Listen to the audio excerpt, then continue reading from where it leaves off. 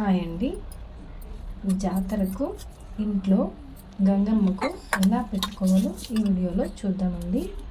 మేమైతే మా జాతర రోజు ఇలా అమ్మవారికి కొత్త శారీ, తాంబూలము, వేపాకులు ఇలా అమ్మవారికి సమర్పించుకొని నైవేద్యం అరిటాకులో ఇలా అయితే పెట్టుకుంటామండి.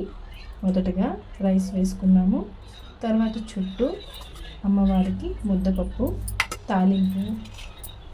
తాలింపులండి 7 కానీ 3 కానీ 5 కానీ 9 కానీ ఇలా మన ఇష్టం, మన స్తోమతకు తగినట్లుగా అమ్మవారికి భక్తి శ్రద్ధలతో నైవేద్యాన్ని సమర్పించి ఆవిరి కుడుములంటే అమ్మవారికి చాలా ఇష్టమండి.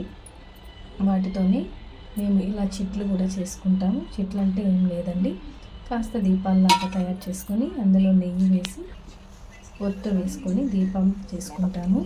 మధ్యలో కాస్త పెరుగు వేసుకొని అందులో కాస్త బెల్లం ముక్క అయితే పెడతాము. తర్వాత ఈ దీపాలను అగరబత్తితో ఇలా అమ్మవారికి దీపారాధనతో చూపిస్తాము. తర్వాత అమ్మవారికి కర్పూర హారతితో కొబ్బరికాయని అయితే కొట్టుకోవడం జరుగుతుందండి. మేమైతే ఇలానే ఇంట్లో గంగమ్మని ఆరాధిస్తాము మా జాతర రోజు. ఇదండి ఇవాళ మేము జాతర రోజు అమ్మవారిని, గంగమ్మ తల్లిని మనం ఇలా ఆరాధించడం వల్ల మన కుటుంబంలో శాంతి కలుగుతుందండి. ఇల్లు అష్టైశ్వర్యాలతో తొలతూగుతుంది. మన పిల్లల హెల్త్ కానీ అన్నీ చాలా బాగుంటాయండి. ఈ గ్రామదేవతని ఇలా ఆరాధించడం వల్ల మనకు అష్టైశ్వర్యాలు కలుగుతాయి.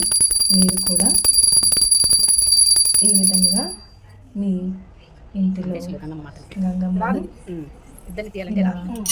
ఆరాధించండి. Thank you.